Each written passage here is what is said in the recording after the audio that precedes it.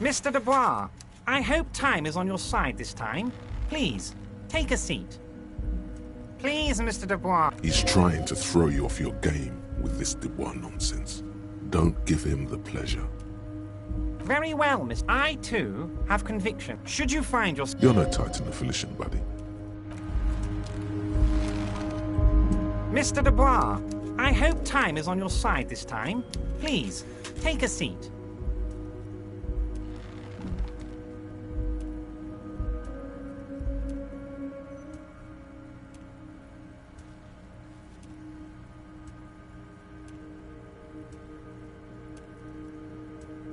Please... He's trying to throw you off your game. Have a good day, Mr. Dubois.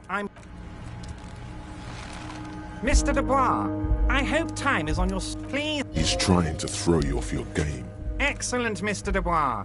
So tell... The chair? Oh, by the way, I heard you got a rather rude... This, it should be... Wow, that's 25 real. That's good money. You need it. Yes, I know, Lauren. With a grin, he points to the checker game. Is there anything you'd like to say to me? No. Cool. Now... The world... Oh, God. Why didn't you think of this before? Cops have guns. Where's yours? It's gone. Your gun is gone. There's nothing in your pockets. You don't need a gun. We can still have fun without the gun. Are you all right? It's not like you left it loaded. You didn't lose... Officer, we will deal with this later. We don't need Mr. Claire's help with this. I wouldn't be so sure about that. God, you're sweating. Your knee is jerking. You're about to cry, aren't you? You're about to cry because you lost your gun and those children are gonna shoot themselves with it. You want to cry? Mr. Dubois. What is this, Mr. Dubois? He keeps repeating. What is he... Mr. Dubois! Mr. Dubois! Mr. Dubois! Maybe you could use your hands somehow, in a kind of throw-in motion, like you're throwing that Mr. Dubois act right back at him. He's Mr. Dubois.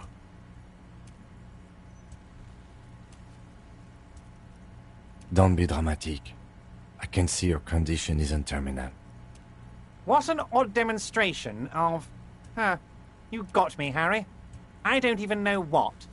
As entertaining as it was, I'm afraid we're wasting our time. And I'm... Okay, enough. We are here to ask you some questions pertaining to a murder investigation. Quick, here's your window. Get yourself together and ask him questions. Police officer questions.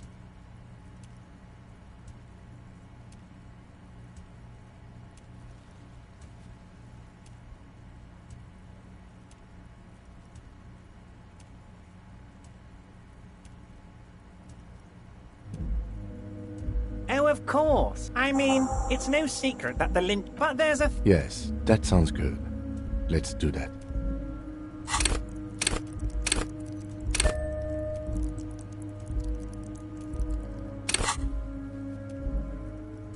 But I can't think straight with this thing weighing on me. You're police officers, aren't you? I have a... I'm not sure I understand. If you are... Come now. I just need you to go open a... The stars aligned into a cosmic frown here. He has your fate decided. Bide your time, however, and let the stars continue their course, and that frown shall turn into a smile.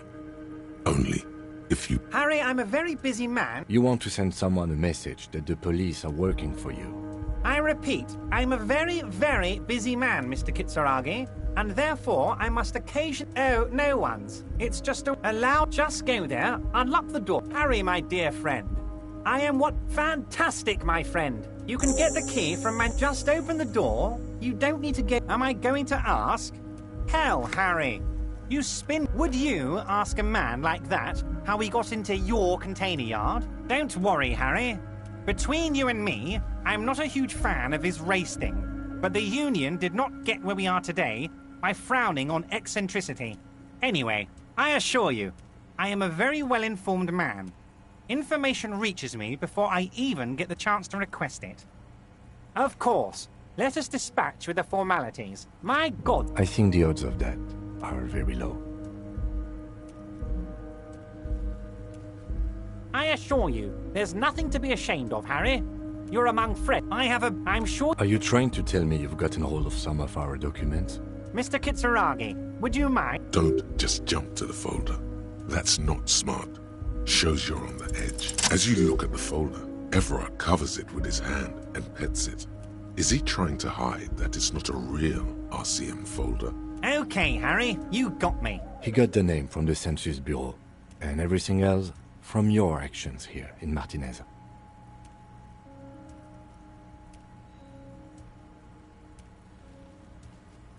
Yes, Mr. Kitsuragi, from the Census Bureau. That means he doesn't really know anything about you. A pity. The mystery of you will have to remain a mystery for the time being. Yes, that's what I said. Try to keep up, okay? Let's move on. Yes, your gun. The only way to find it, who knows?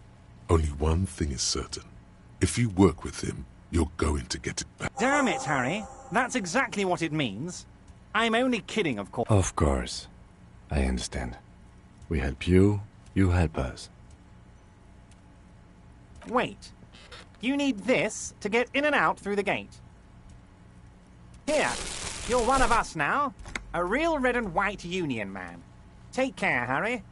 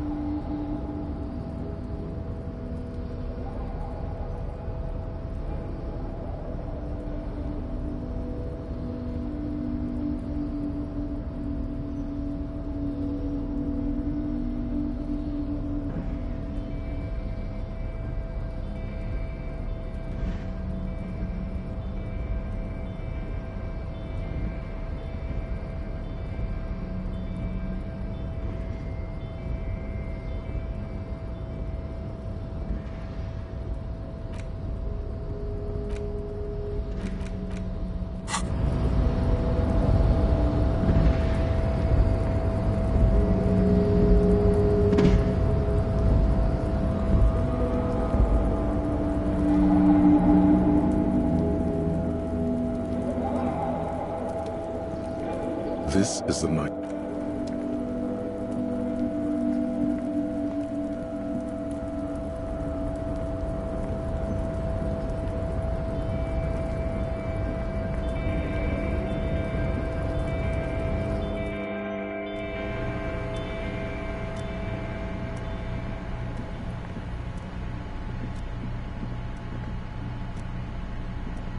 On second glance, someone has forgotten to properly close one of the drawers. It's unfortunate for the Union to just leave their paperwork lying around like this. Let's see what's inside, he thinks.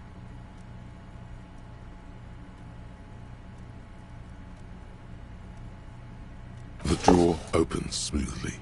Inside is a well-organized selection of brown folders.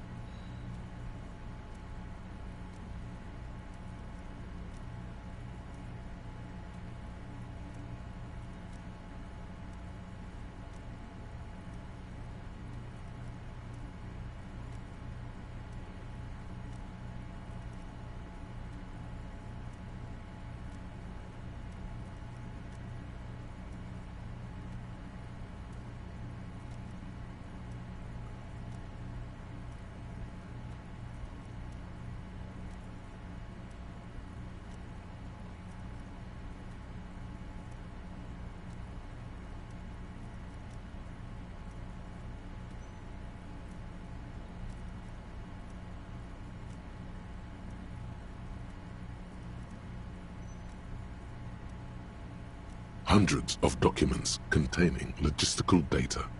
Two kinds of transactions stand out. Materials coming into Revachol from the outside world, from Muindi, Grad, and even Ilmara.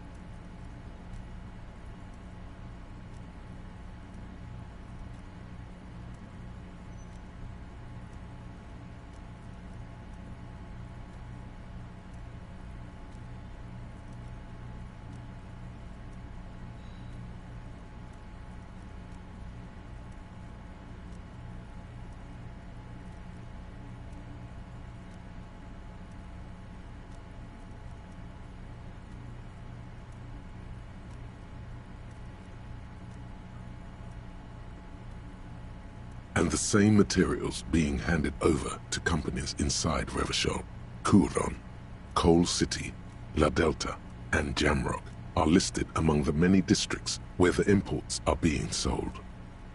It's hard to make sense of this thicket of company names, dates, quantities, and percentages.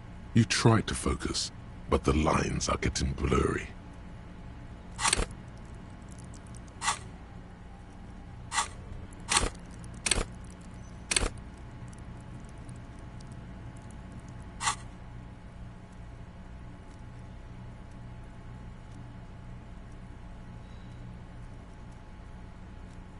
The drawer slides shut smoothly.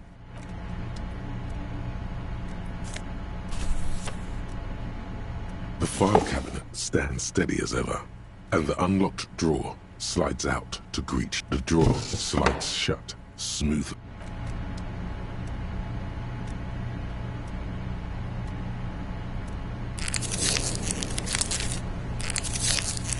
The file cabinet stands steady as ever, and the unlocked drawer slides out to greet you.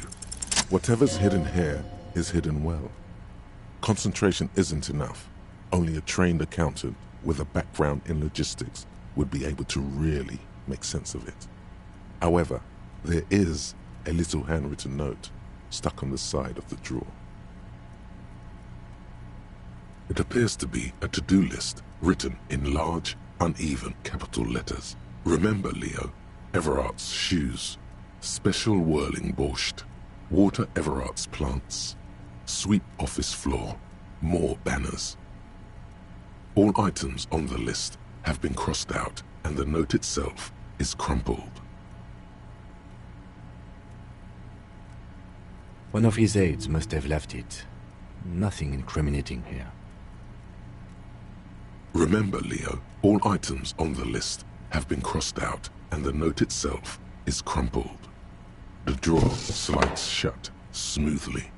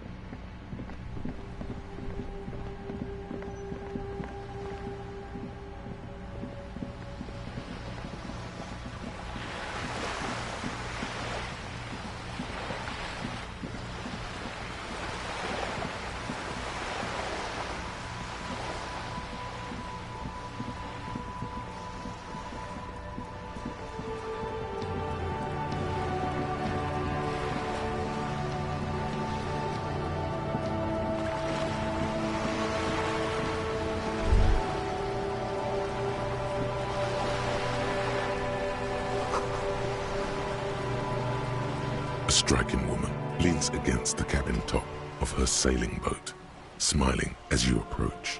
Her green raincoat glistens with droplets. A silk scarf is tied around her throat. Good evening, officers. I'm Joyce. Joyce L. Messier. I represent the board of Wild Pines, the owners of the harbour. You gentlemen must be from the RCM.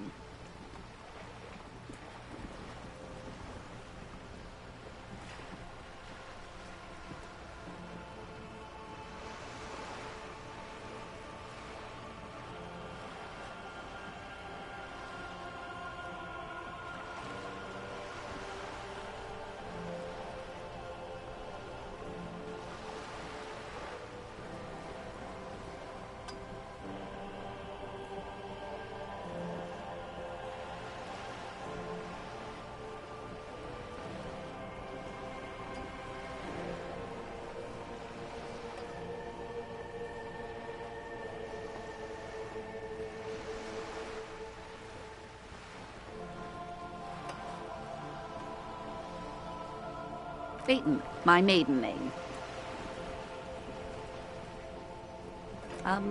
I meant you, the Revachol Citizens Militia, the police. Nothing, honestly. I've said it to every drunk in town, and you're the first one who's responded. What is implied here? That you're a drunk? Of course you're not. It was only a joke. I'm glad to see you here. Like steel. There is strength there. If she wanted, she could sink her nails deep into your skin. I was dispatched to handle a strike, not a lynching. Anything I can do to assist the RCM in this matter, I will, gladly. That is good to hear, madame. My colleague will take the lead on this interview. I should let you know that he is recovering from an unusual medical episode. Very unusual. But I can assure you of his ultimate competency. There's a trace of irony in his voice. Mischief, even. The lieutenant is hatching some scheme. How interesting. I wish you a swift recovery. In the meanwhile, you have my full cooperation, and the full cooperation of the Wild Pines group. It's hard to get a read on her precise disposition, but she appears helpful. Why, yes I am.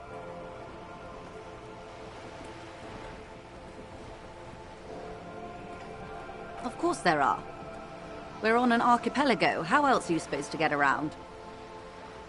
Yes, we are. We are on Le Caillou. We are. And the city of Revachol is on the island of Le Caillou. I haven't seen anyone else drive a souped-up Capri Kenema motor carriage either. Actually, that motor carriage has been specially issued to serve as a patrol and pursuit vehicle. It's for crossing long distances in the greater Revachol industrial harbor. It's not a toy. Neither is this. A toy, I mean. It's a machine for crossing long distances in the Bay of Revachol, between the city and the islands. She's having a good time arguing against the law. Too good, perhaps.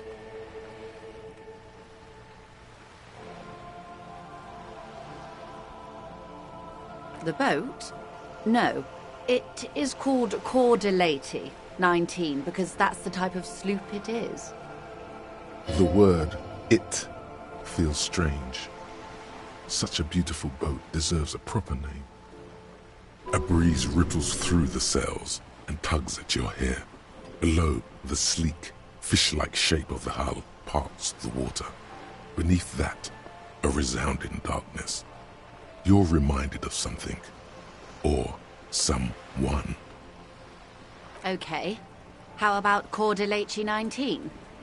Why?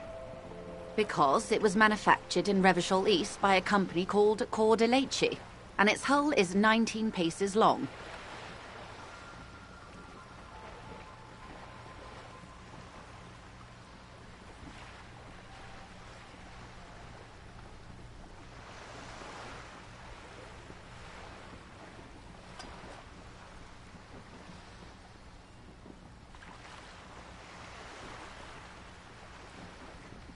What? I think I'll stick with the factory name, but thank you. It's a pleasure craft, a 19 pacer. It also happens to be rated for Category 1 racing, though these days I mainly use it for business.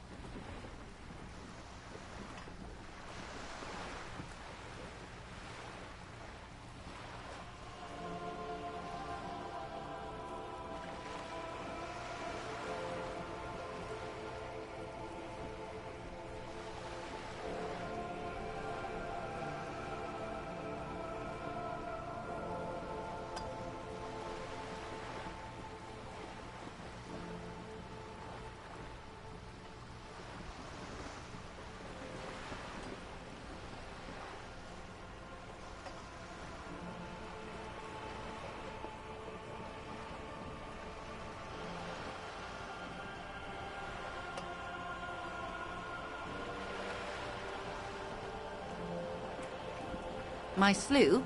I like it a lot. It's the eel's hips, baby. I'm enjoying this part of the interview. It has so little to do with the murder we're investigating. I really do, the lieutenant thinks. Is she thrown off yet? He's looking at the woman, assessing her. Officer, I assure you I'm a highly qualified pleasure craft operator. The crowns of her teeth are porcelain, white as the boat's hull as she smiles. Qualified pleasure craft operator. So charming. Where's the damn license?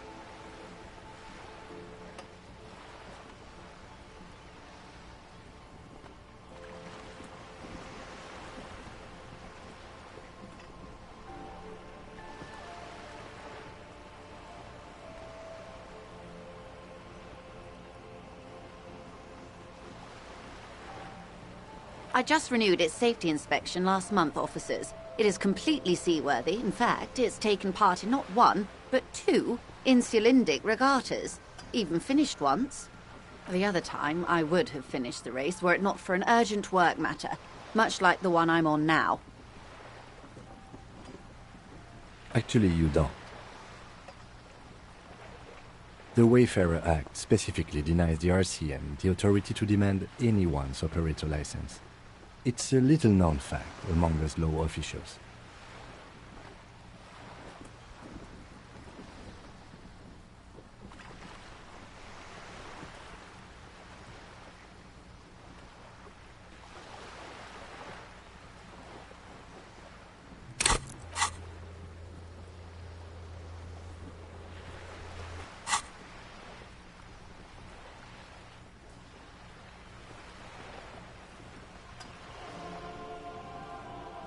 I was just being polite. Even school children know the Wayfarer Act.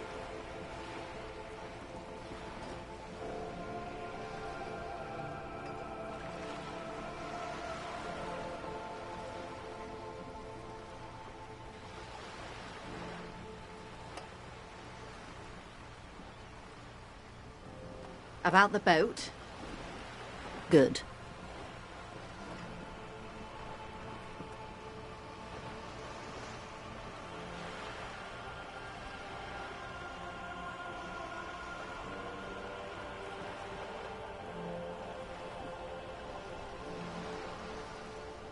What we do.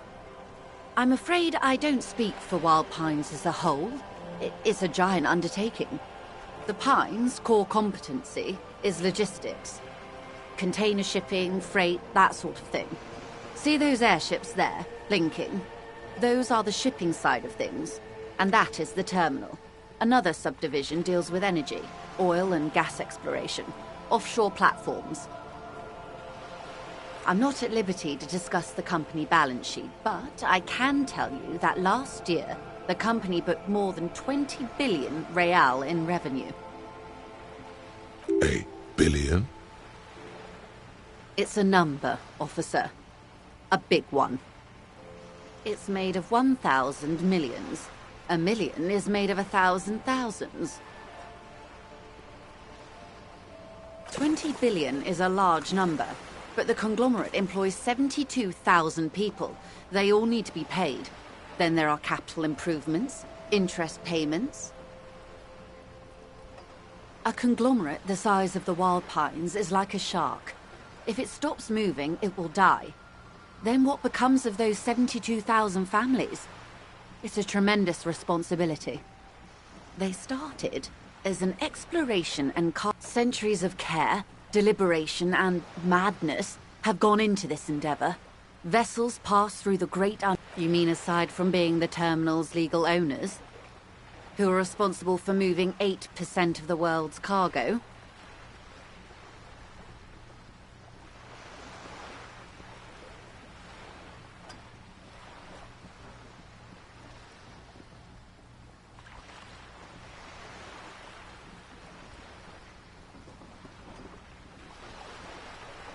We built this district.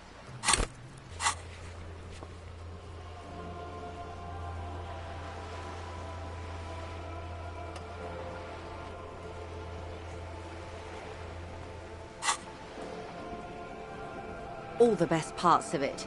Rue de Saint-Ghislain, with its bastions. The plazas before Martinez was swallowed by the industrial harbour, even before it was part of Revachol, long before Terminal B was erected here, a company getaway, for a weekend or a summer holiday. Then came the revolution. But that's another matter. I'm here to make sure the Pines can fulfill their responsibilities to the place they built.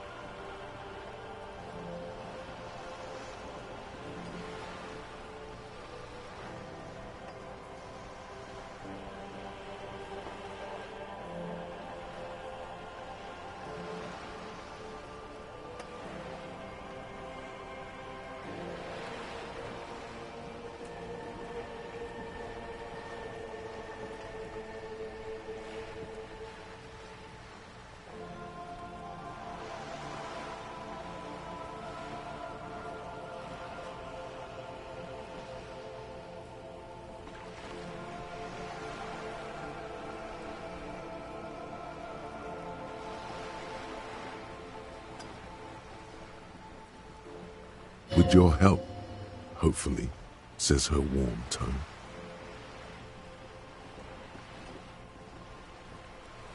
Everything. Right up to, but not including, trade secrets. I believe the official title is Senior Labor Negotiator. And how are the talks going? They're not. That's the problem. The union stopped all negotiations a week ago, after that awful lynching took place. Now they won't even let me into the harbour. There's a 2-meter-20 racist behemoth blocking the gates.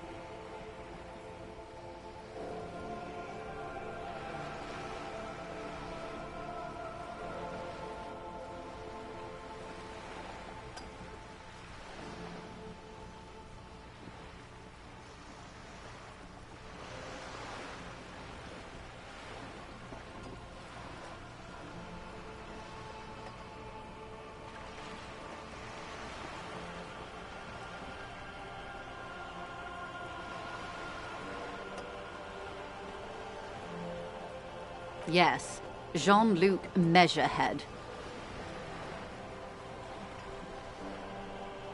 Let's say I was not making the kind of progress I'd hoped for when I first arrived.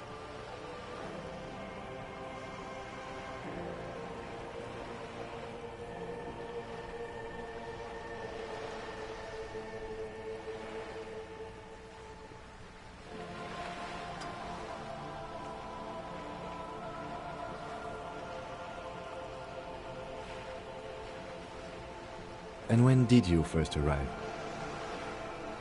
I arrived 3 weeks ago. Yes, in the middle of February.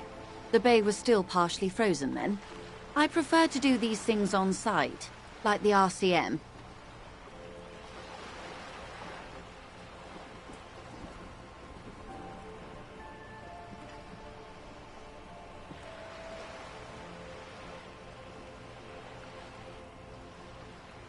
But the strike began in December.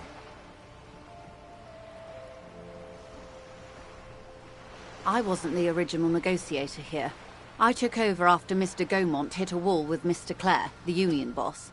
Mr. Clare refused to speak with Gaumont despite concessions he'd granted the union in prior negotiations. This isn't the first time the union has gone on strike? Heavens no. There have been 2 prior strikes. Both times the union won significant concessions, including overtime pay and a medical plan. This time their demands are more, I guess you could say, aggressive. Mr. Clare told him to... how did he put it? Fuck off, midget. Gaumont is short of stature, you see.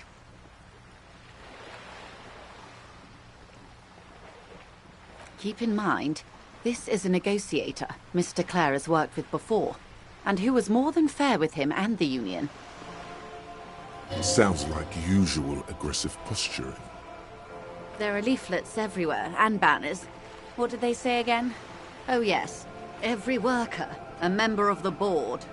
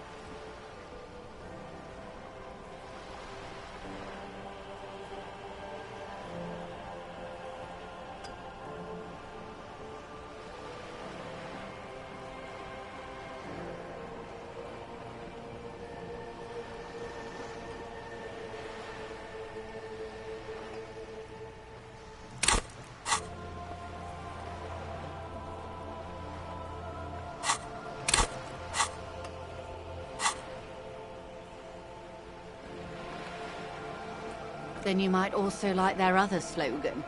Demand democracy.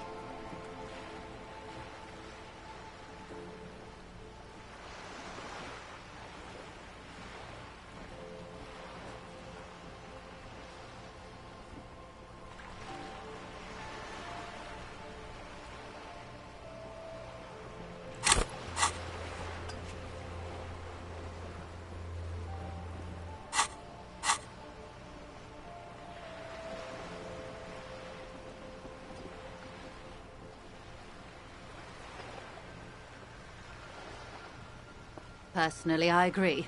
It lacks the pizzazzo of every worker a member of the board. It's quite simple, you see. Every time the Wild Pines group makes a decision about what?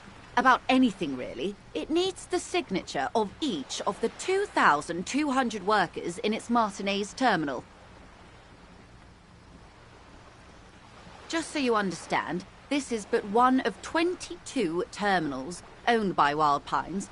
Essentially, not only are they kings of the company, they are also kings of the 72,000 employees of Wild Pines Group.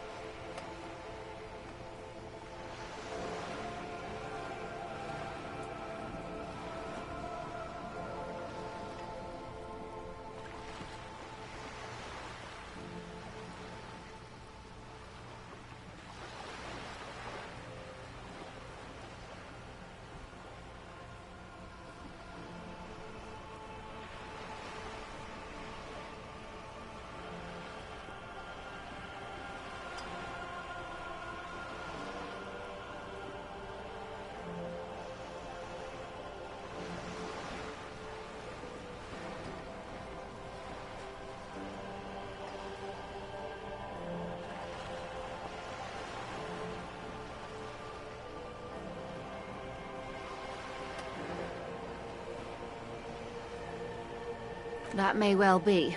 It's not up to me to decide who is king, but as negotiations go, it's not a swell start. I'm not sure.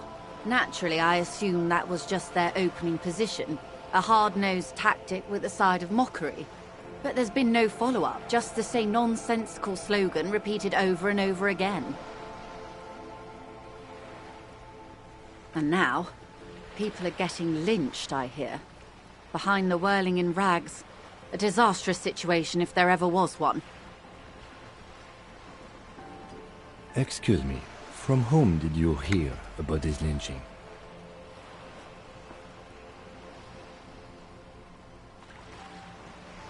I first heard it from the boyar at the gates. The one whose very name advertises his aversion to work. I think he said it was, "Call me mañana."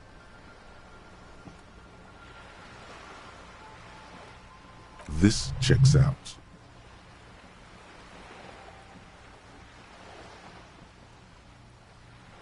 The scabs? You mean the huddled masses of Jamrock, come to plead for work where the Union refuses to? If they were organized by Wild Pines or its affiliates, then it would be a company secret. I could not share it with you. Not right now, at least. It's implied. She's open to discussing this matter with you at a later occasion.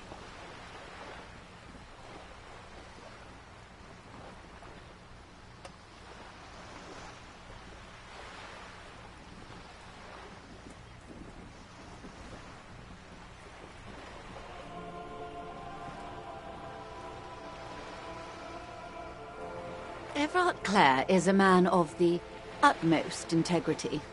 If you can say one thing about him, it's that he always puts the interests of the workers first.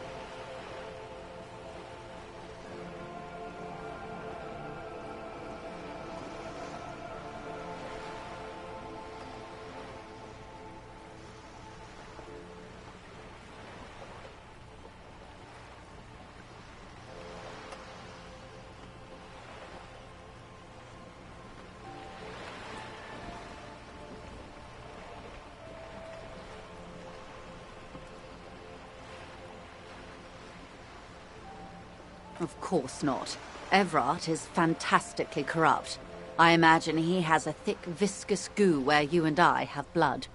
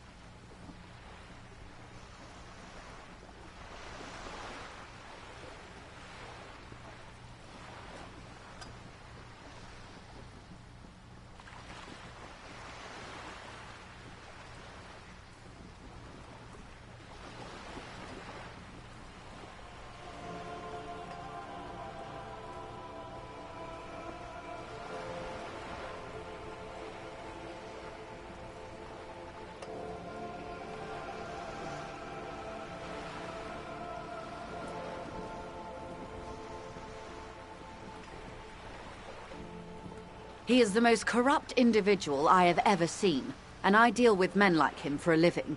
If there is anyone more venal, more irredeemably nepotistic, then it's his twin brother, Edgar.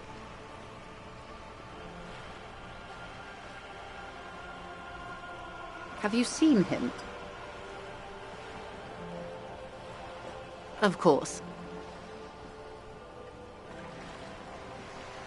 Of course. How else can I help?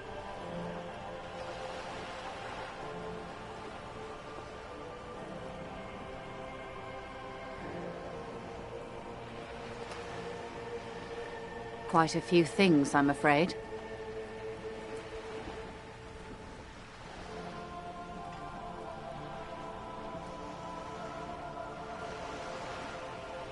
The information I'm to share with you includes sensitive trade secrets. For the sake of my employer, I have to ask for your names and badge numbers. Of course, ma'am. We should have introduced ourselves. I am Lieutenant Kitsuragi, from Precinct 57. And this is my colleague from Precinct 41, Detective Dubois. I'm afraid Harry doesn't have his badge at the moment. I hope mine will suffice. Oh, and what happened to yours, Detective? Awkwardness washes over the conversation. The woman doesn't like this turn of events. I see. So, are you saying you lost your badge during the course of this episode?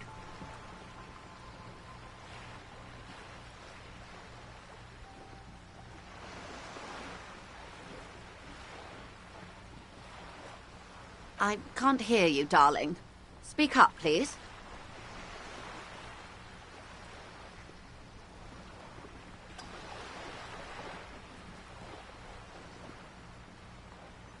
Oh dear. I suppose this does explain some of the more curious turns in our conversation. As I said, ma'am, his technique may be very unconventional, but he is an officer of the RCM. Of course, I sympathize, but I'm afraid I simply can't share anything more until I've seen that badge. Hang on. She's a professional negotiator. She should be open to some sort of mutually beneficial arrangement. I mean, favors for favors. A dirty alliance of some sort.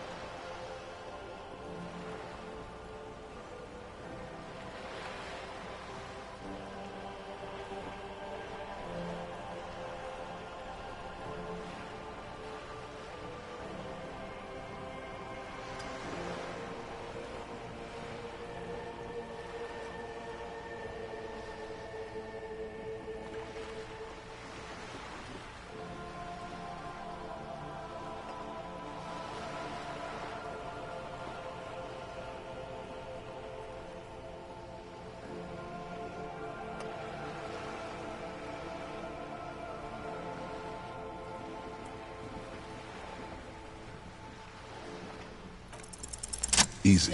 Just offer her a favor. Like I said, nice and dirty. I will be frank with you. If I'm going to break protocol, I need to be able to justify it to my superiors. They're going to want to see something very tangible.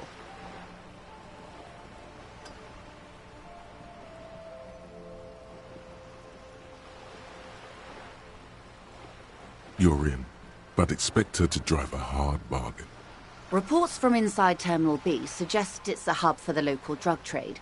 This is an open secret in Martinez. The Union controls the terminal, so it goes to reason. They're profiting from this trade. The company has tried looking into this matter before, to no avail. Perhaps someone with your authority and resources might turn over the right stones. Or you can recover your badge. Though if I may be blunt with you, it sounds like that may be a lost cause.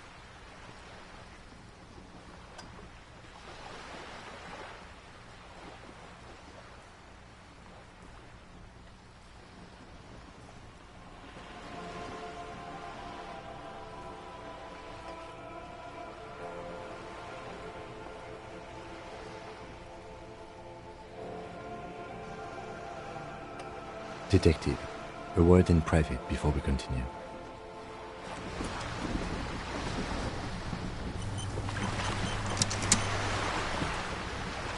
We should think about calling it a day, maybe.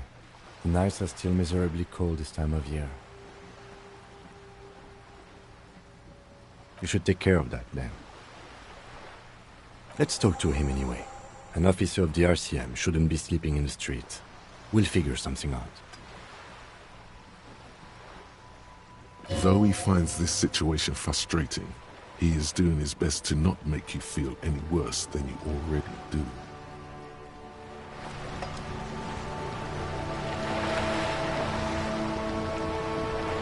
You're back. Good. What can I help you with?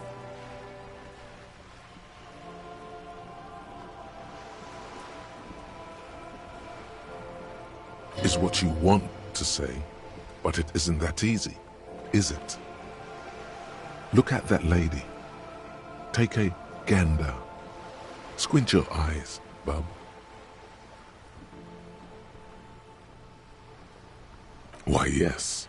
Tucked away under that sturdy green raincoat, almost rustic in its simplicity, a silk shirt and matching scarf around her gentle throat, while dull orange pearls hang from her earlobes, red from the cold. Her light green eyes scan you, full of knowledge and worry, wealth and all its possibilities. Now look at you, you misery-clad simian, barely able to tie your own laces. Your armpits are lakes, a scythe of booze precedes you, your hair sticks to your forehead and your underwear feels uncomfortable. You're poor, poor as balls. You can't ask this person for money. You're too.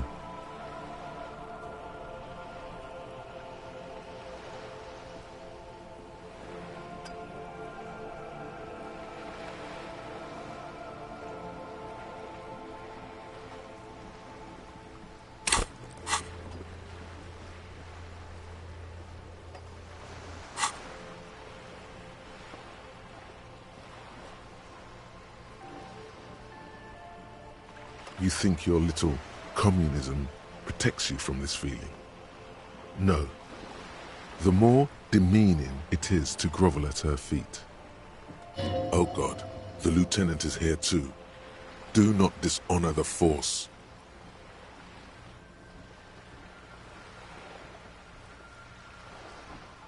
As I was saying, if there's any way I may be of assistance, please don't hesitate to ask.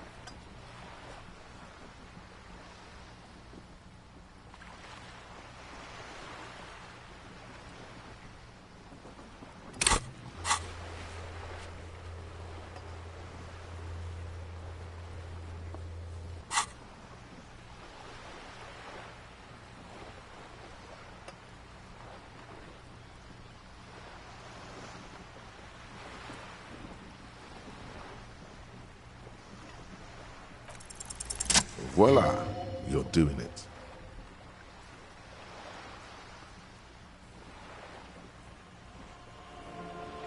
Of course. How much do you need? She's surprisingly nonchalant about this. Could it be that she somehow knows more about your predicament than she's letting on?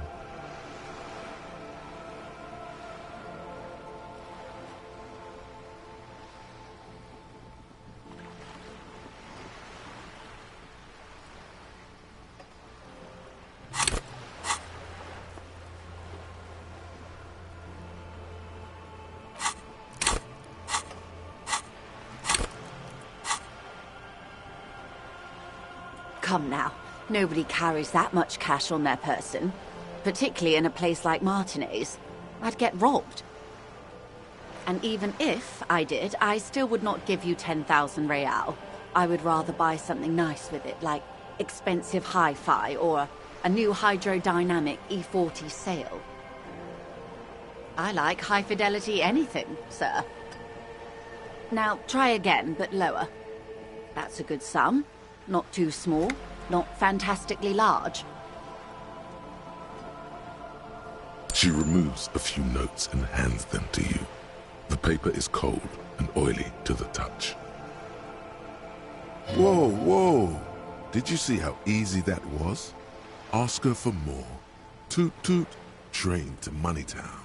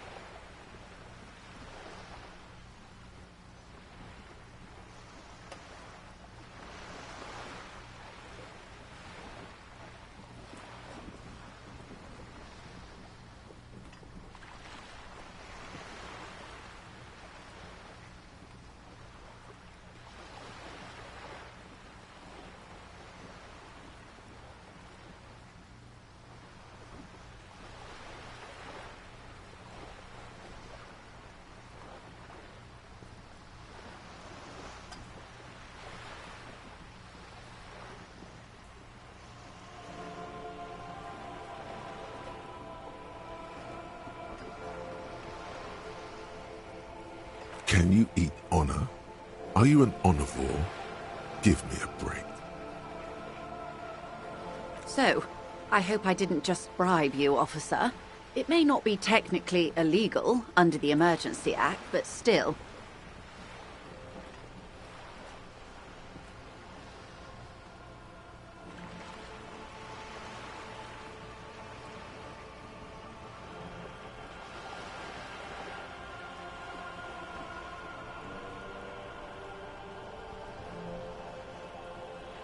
You're right, ma'am, that donations are permitted under the Emergency Act, unseemly as it may be, as long as they are properly logged with the precinct.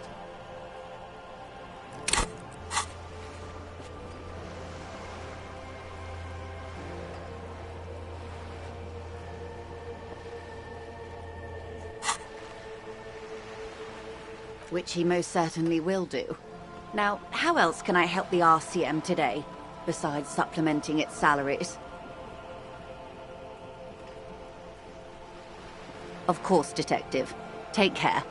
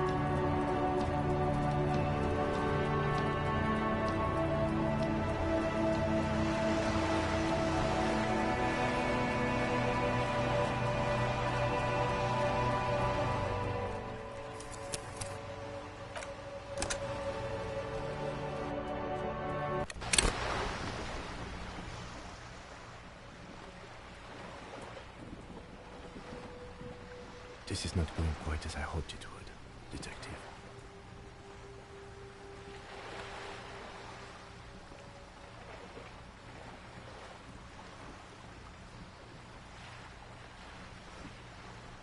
Honestly, I was expecting you to use your unorthodox technique to keep her off balance, and not volunteer us to be her henchmen.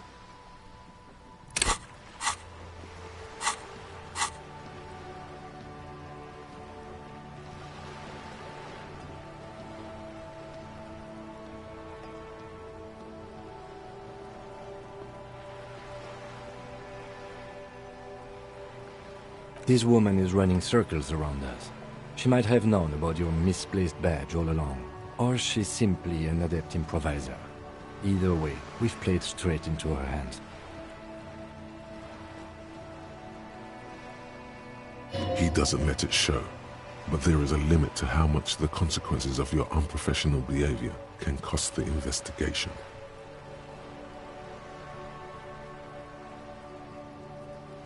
I'm sure you will, Detective. I'm sure you will, Detective.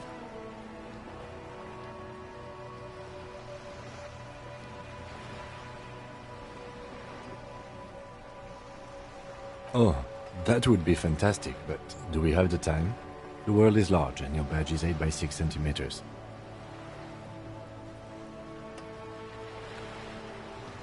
You could request a new one from the station, but that would literally take months. No.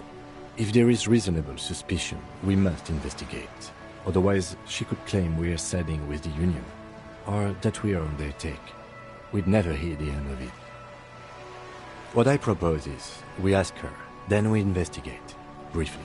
But do not share the outcome of this investigation with her. We tell her it's done, and demand for her information on the lynching.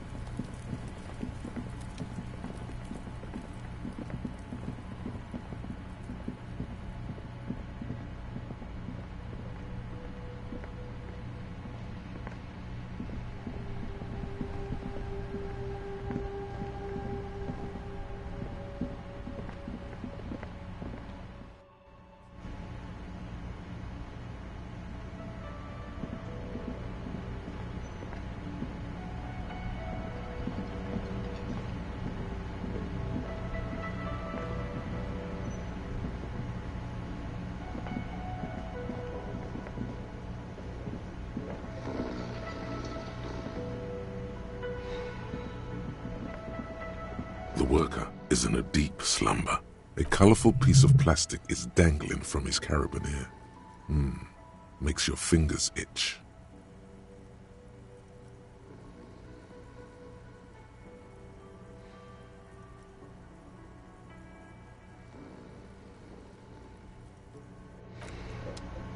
The worker is in a...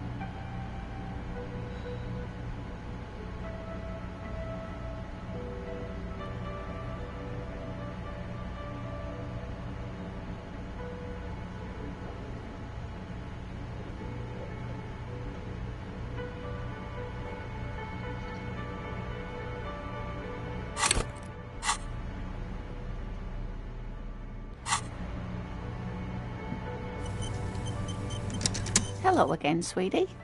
I hope you were able to pawn that old trinket. Oh, thank you, dear. I confess I am glad to see it again. Even the lieutenant seems happy with this turn of events.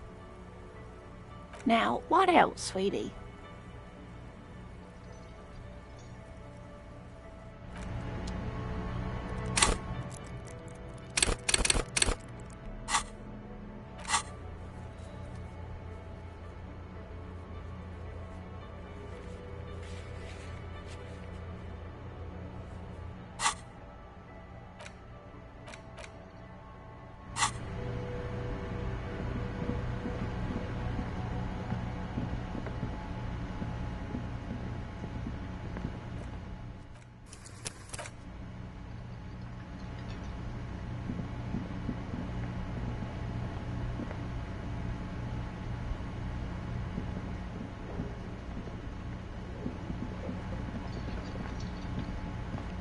Can I help you?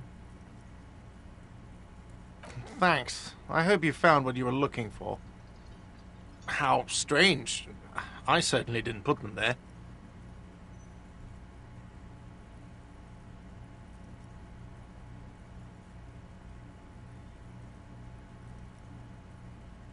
The trash collection service? CS Municipal. I don't see why they would put anything in the trash, though.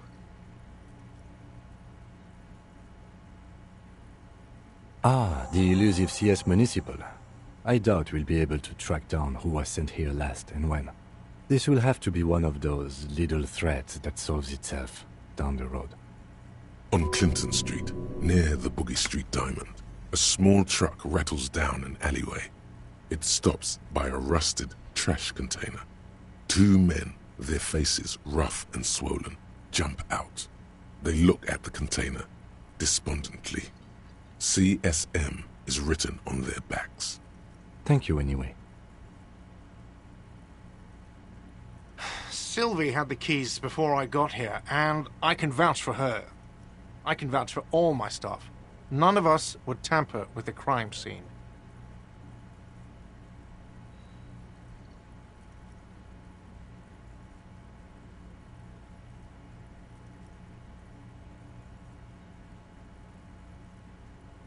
I think fugue states are more your forte, officer. Yes? Yes, have you got it?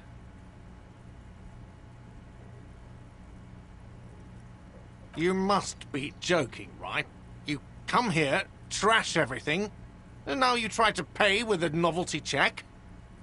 This isn't a game show. I'm not going to accept it. You owe me cold, hard money. I want to see that money in the palm of my hand. Every single cent.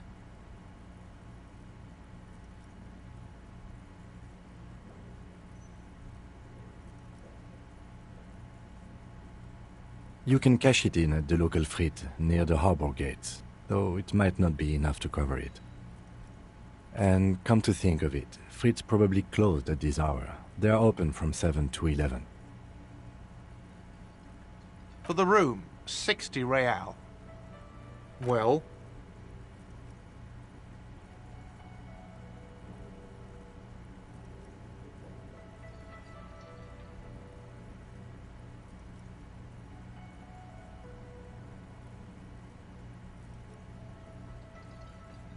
Great. Thank you, officer. That's all I wanted.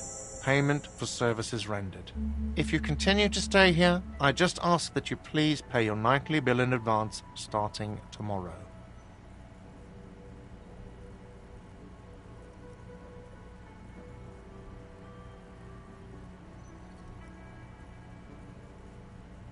He's not sorry about his behavior for your sake. Now that you have money, he really wants to make sure you're not angry with him.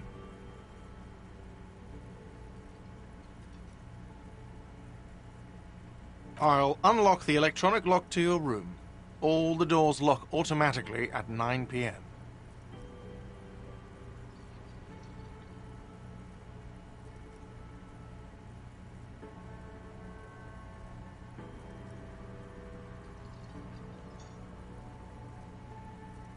Please pay for each night in advance starting tomorrow. 20 real per night. I'll take a room here too.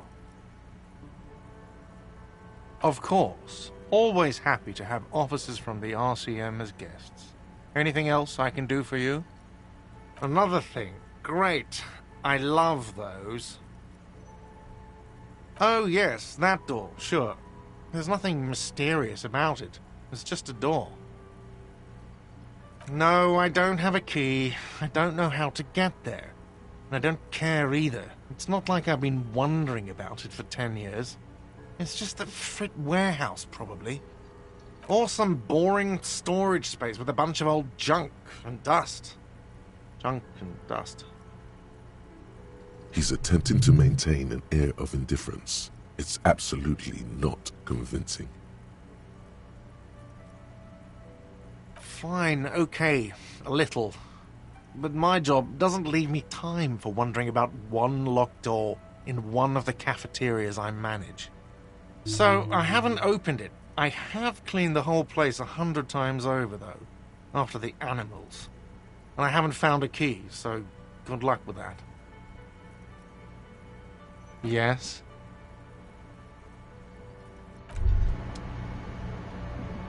Hey, so we've been monitoring you internally, and now we know your Copo type.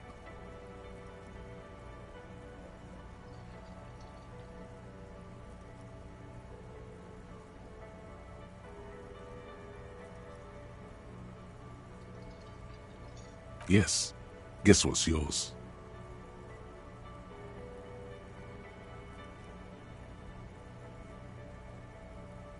That is only a ludicrous daydream. Guess again. You're the... No, you're the sorry cop. The cop who's sorriest. Let's make it official then, shall we?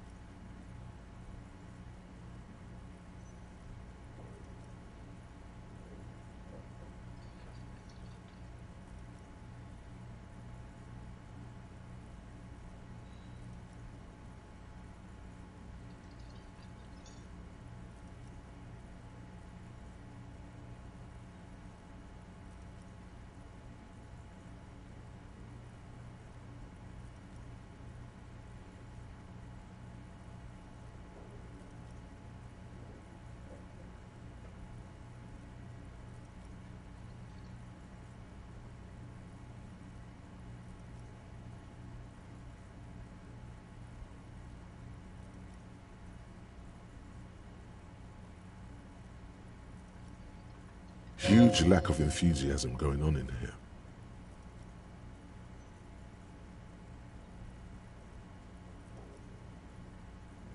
What? Jealous of the sorry cop? I think they'll be fine. Don't worry.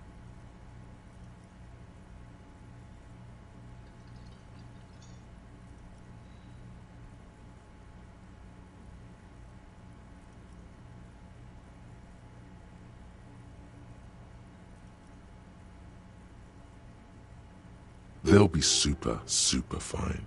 It'll be totally okay. You can dual Copo type from sorry to anything.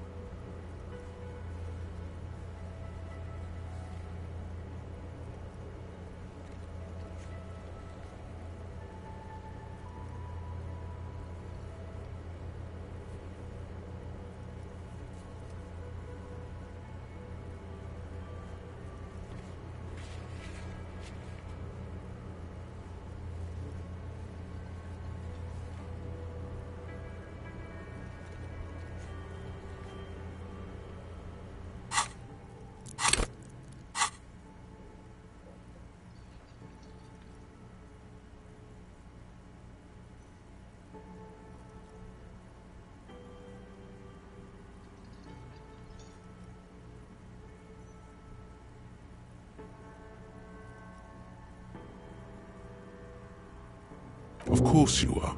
It's okay. See if you can get something out of this, like info. Or maybe every time you say you're sorry, you get $1 million.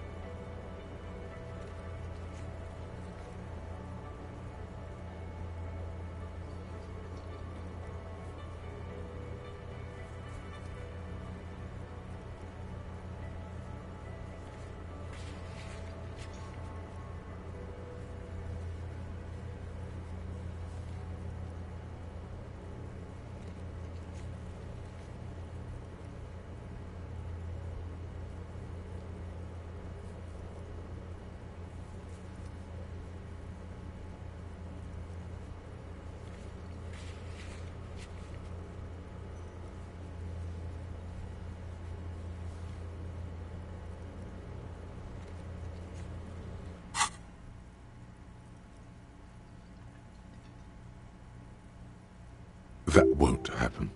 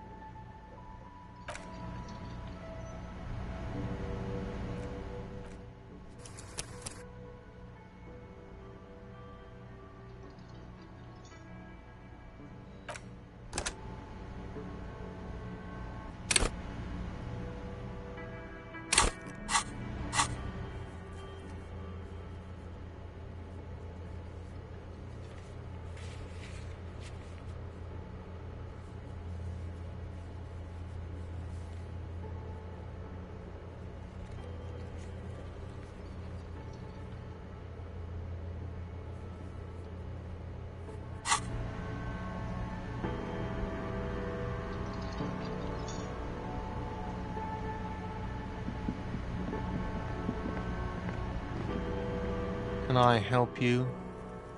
Thanks. I hope you found what you were looking for.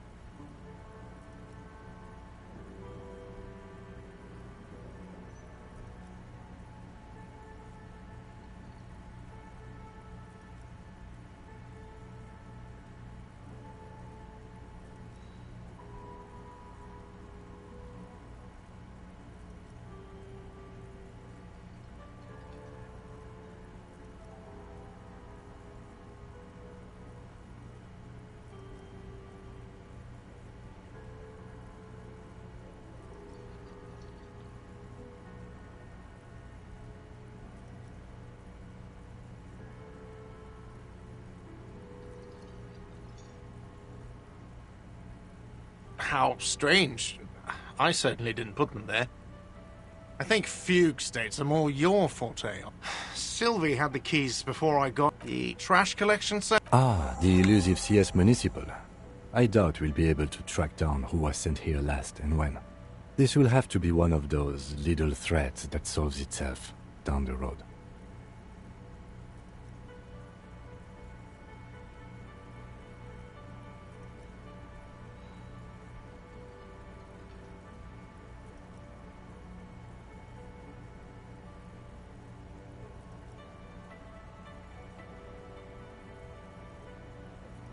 On Clinton Street, near the Boogie Street. Thank you anyway.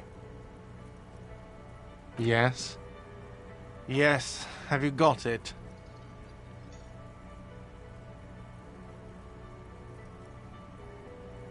You must... This isn't a... You can cash it in at the and come to think of it, Fritz probably closed at this hour. For the room, 60 real.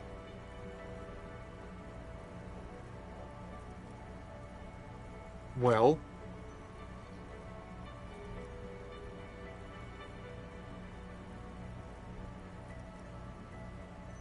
Great. Thank you, officer. That's all I wanted. Payment for services rendered. He's not sorry about his behavior for your sake. Now that you have money, he really wants to make sure you're not angry with him.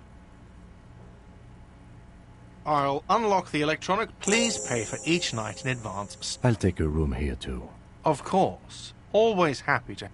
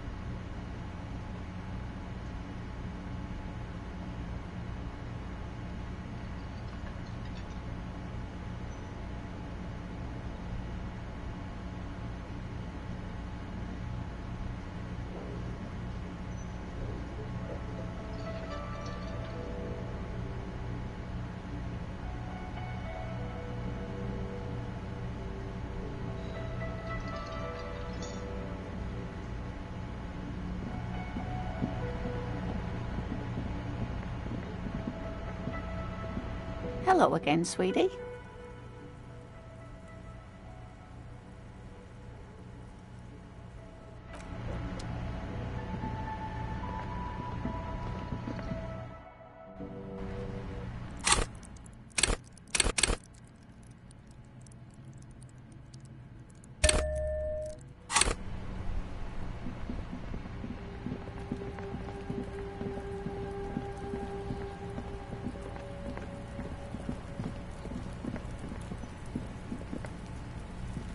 What do you see?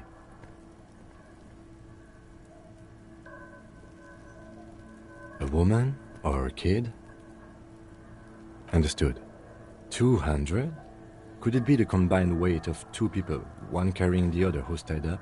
Let's say a heavily built worker carrying a similar... He might be right. 200 kilograms of living weight is unlikely.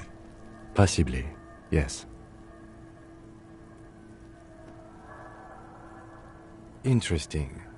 Let's name it the Old Soul. Someone operating a workbench with a pedal? Like a joiner at the harbor. Or maybe a drummer? He regrets it the moment he says it. I don't know why I said that. We are not looking for a drummer. We are looking for a group of dock workers. The lieutenant clearly appreciates the chance to clear up the drummer issue himself.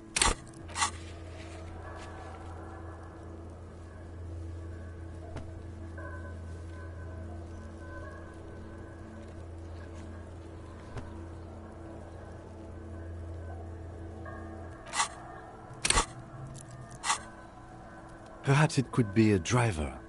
A driver would wear out their right shoe before the left. The accelerator is on the right.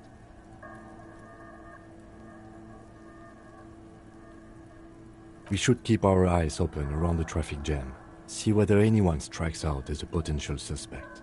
Seems prudent, no?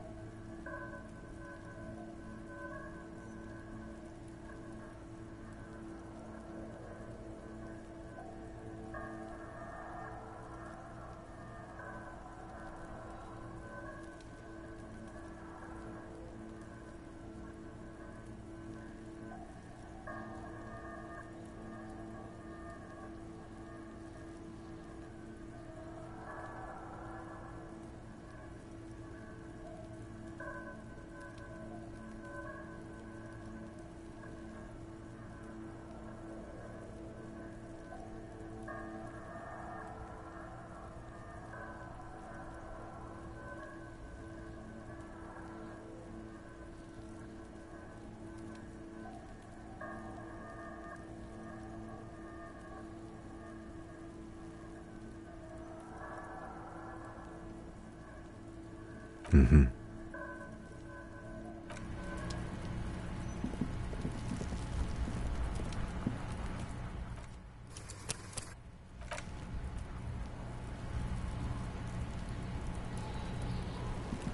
There he still is, looking right through you with his white eyes. The body below is entirely dedicated to that corpse smell.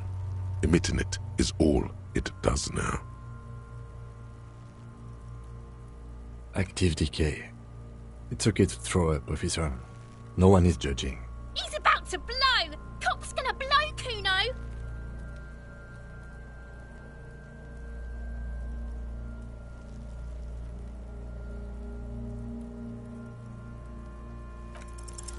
Ha ha ha! Again, the corpse laughs at.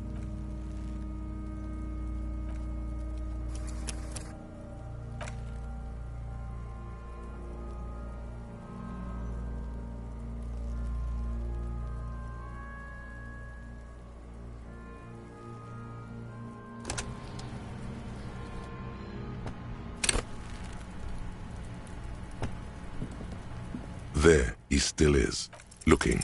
As you breathe in, the odor comes over you. It's the smell of the mind telling you to run, and your stomach to wring itself empty. with your hands at your sides and your eyes. They do after 7 days, yes. We are deep in decomposition here. The man before you is naked, but for a pair of underpants and enamel boots. His skin, the material, appears to be ceramic. Delicate and fragile. They feel alien to the world around you. Out of place somehow. These are clearly not boots. They're armor. Possibly part of a larger set. Indeed. Technically speaking, these are sabatons, not boots. Ceramic plate. Zirconium dioxide, most likely. This is where the make would be. Under the heel. Fair weather. Fair weather model T500 VE. I'm guessing that's vitreous enamel. This is advanced stuff. Piece by piece. He's been out here for 7 days. It would be odd if they didn't. We should keep a lookout for these species. The armor could yield information. This is one thing he might actually know.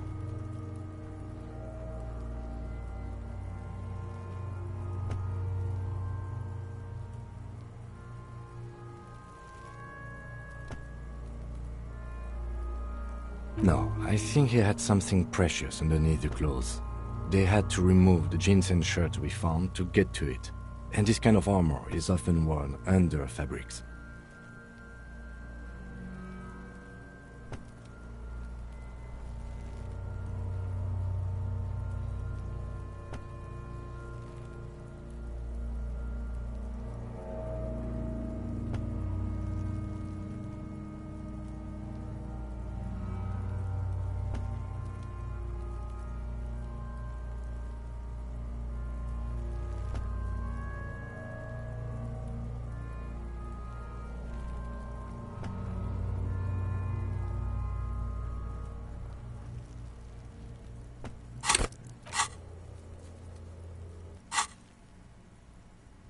A good point. He could have been intoxicated, or something we cannot yet imagine. I shouldn't have assumed so much just from the clothes.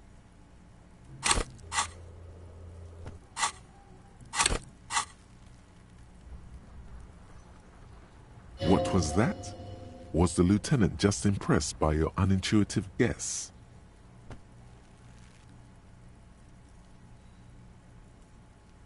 He was.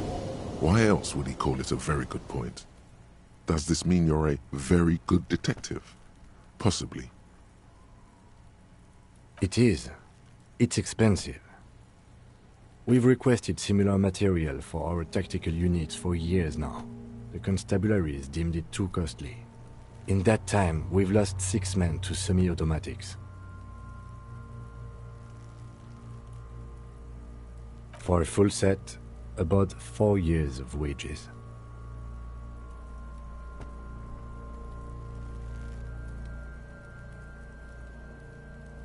As a wage, it's regrettably small.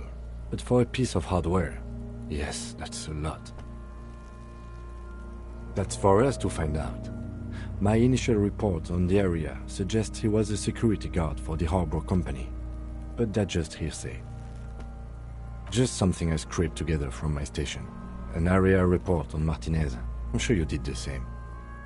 He's not actually sure of that. He's just being tactful. I agree. This equipment is way beyond what a guard can afford.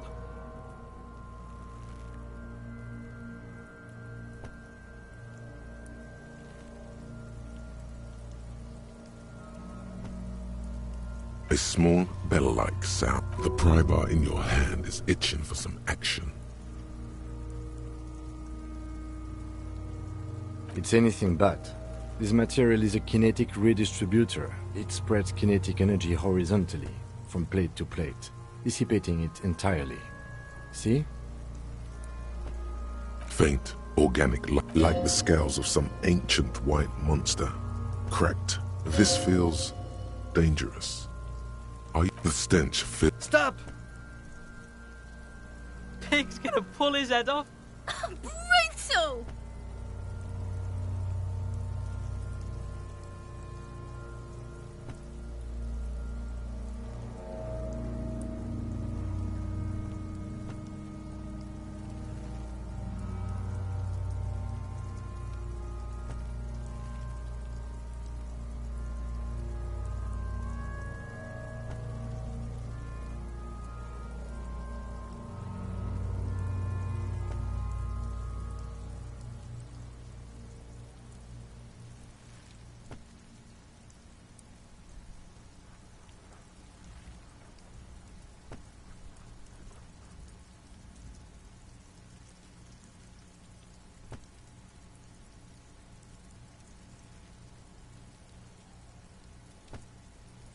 You're about to pull his head off. Do it, homo!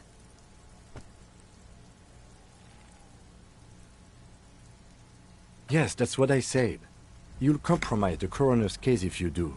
So please, don't. What are you trying to achieve anyway? Why are you hanging on to that boot? Try what exactly? I don't think we should do anything just for the hell of it. Besides, there's no way you're getting them off. All the organic matter in his body has been flowing down into the boots. They are fused to his feet now. Why do you think the locals haven't scavenged them yet?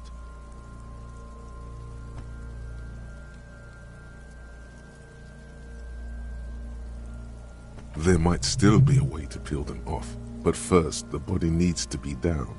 And second, it would probably be better if the lieutenant wasn't around.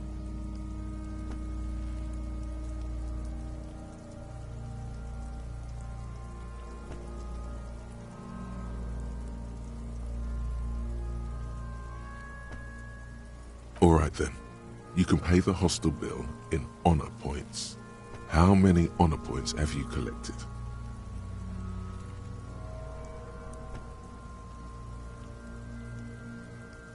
Of course there aren't. Don't be naive. You still feel as though there might be some honor points, and if there are, you've surely earned one.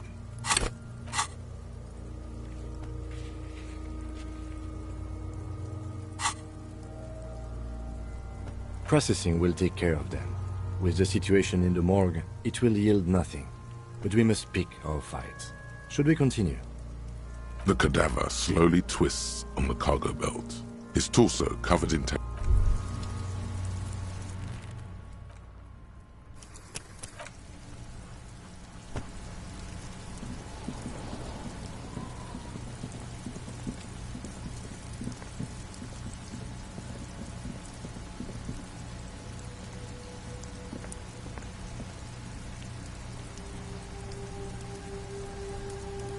Honorable One, you have accumulated a substantial amount of honor points on your life path.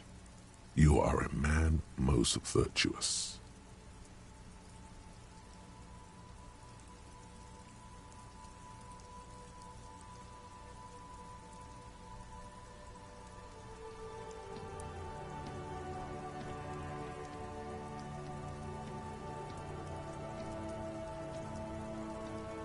Oh, the modesty on this one. Another 10 honor points for you, sir. You are on the fast track to becoming one of the rarest, most revered of all police officers, an honor cop. Yes, your deeds have spoken for you, Honorable One, but to fully drape oneself in an eternal cloak of honor, a ritual must be completed. A rite of honor. Even among the honorable, only the most dignified are deemed worthy. But you, O Honorable One, have excelled in honor. Honor comes from deep within you, and to truly know oneself, to know one's honor, one must reach deep within oneself and touch one's honor. You need to bring the thumb of your right hand, your sword hand, to your rectum and stick it in there to form the Arch of Honors. People will be in awe, admiring a police officer most honorable, in a sacred ritual of uttermost righteousness.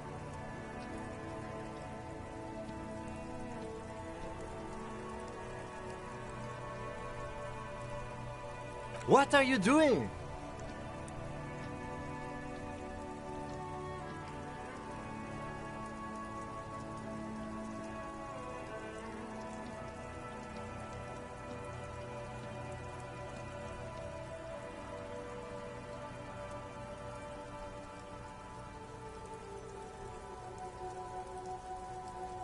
I can see that, but do you have to do it where everyone can see you?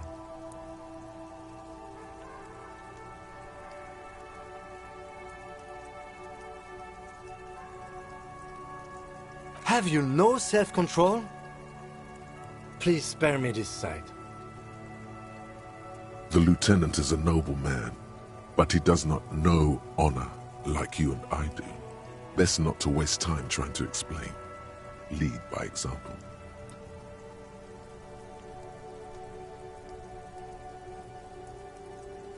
Congratulations, Honorable One.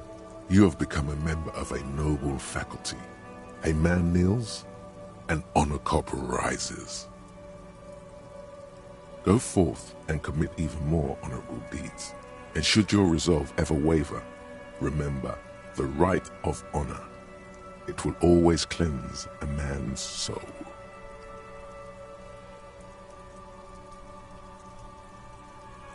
It is an honor to serve with you, Honor Cop.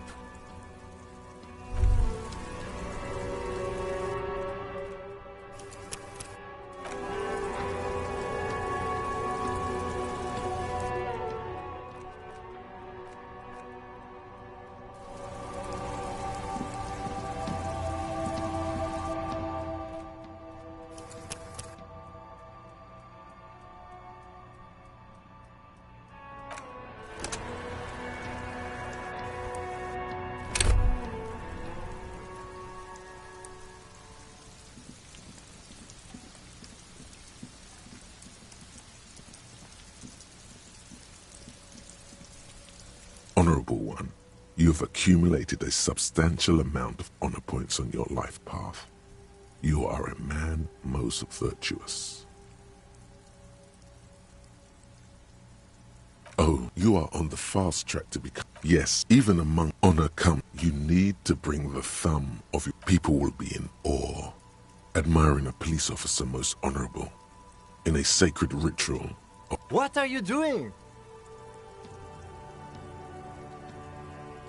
I can see that. Have you no self-control? The lieutenant is a congratulation. Go forward. It is an honor.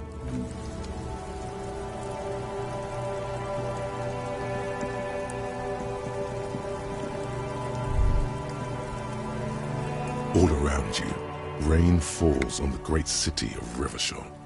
Rain drips from the eaves and floods the gutters, washing the filth away.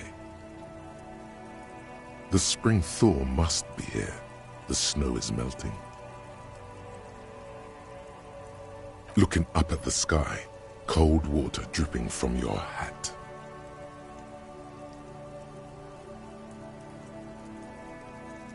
Grey sky like great battleships, clouds colliding with one another. Rain falls down on the world. Humid, your coat shields you from the rain while the city shivers around you.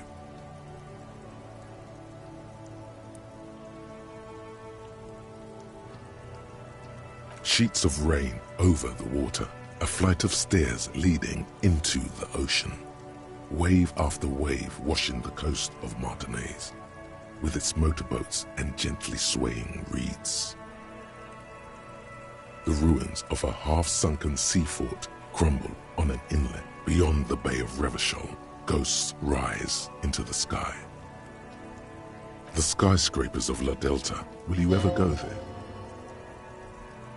No, you are just one of the hundreds of thousands who watch them rise across the bay from Martinaise every day. Urban coastline, rain dripping off Eternite-covered roofs, cinder blocks left over from half-finished construction, a defunct research and development building, once seized by revolutionaries. An old wooden church stands on stilts above the water. Coal City, end of all lines. Your hair is an oily mess flecked with ash from neighboring coal plants. Smokestacks rise somewhere in the distance. The great gates of the industrial harbor are locked. A chill runs down your back. You shudder like an animal trying to shake water from its hide. You shudder looking down at your feet. Dirty rainwater runs veins into the plaza's snow. You realize you have no shoes on. Your feet are red with cold. From the corner of his eye, the lieutenant gives your feet a worried glance. Rain drips, from his glasses.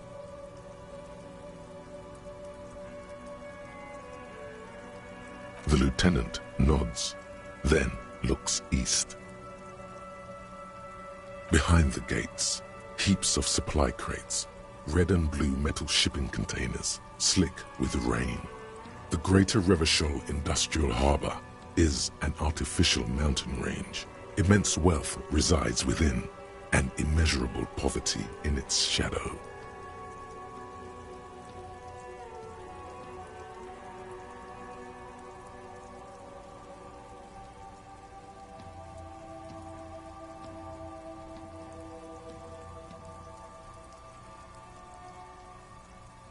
La Drusienne, King Dri's passenger harbor.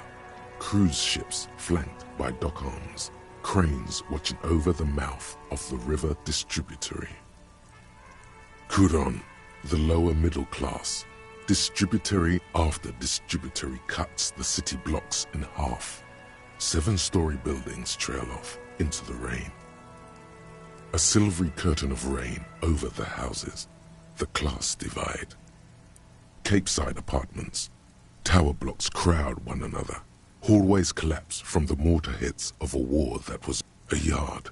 Rain falls onto the roof of a woodshed. Coal leaks into a traffic jam.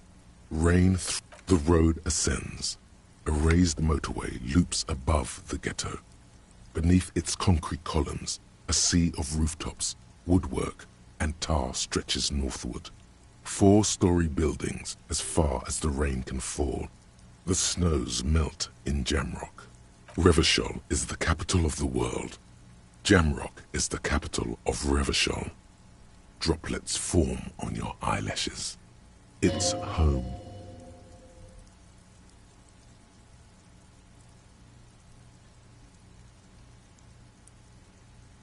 To be in Martinez where no one goes, at the runoff point of a long-forgotten canal, in the whitest part of town. In the shadow of the day the revolution failed. Standing in the rain, looking north, where Jamrock Rock City stretches inland. Have a brother in the cut.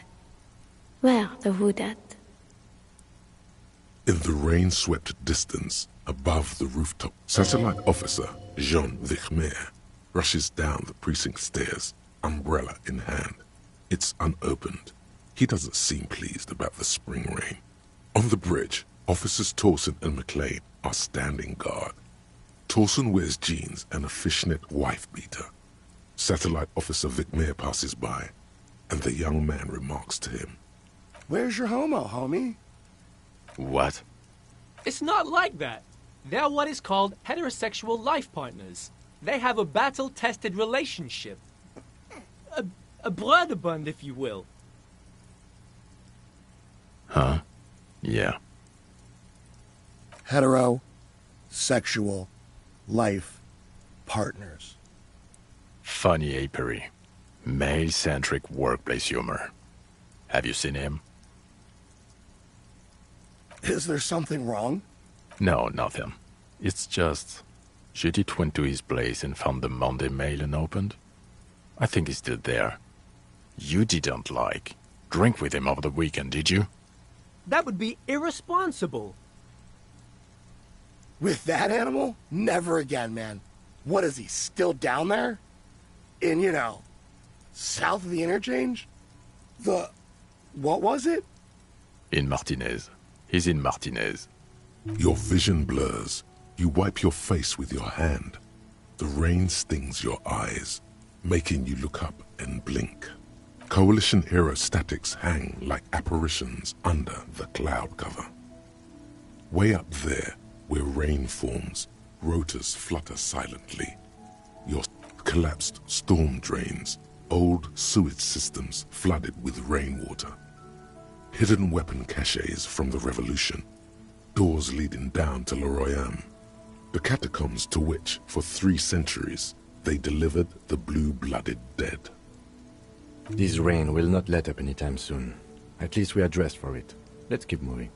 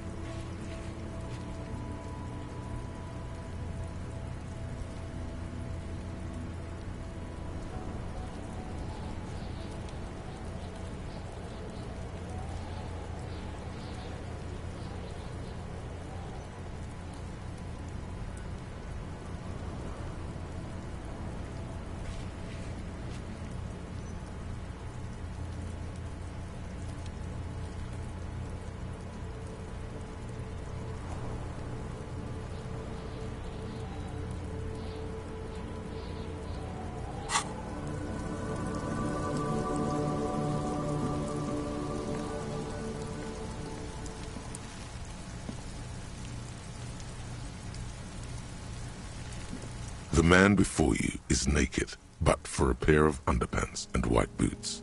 His skin is marbled with decaying veins and blotched by lividity. On his chest, a fading web of tattoos.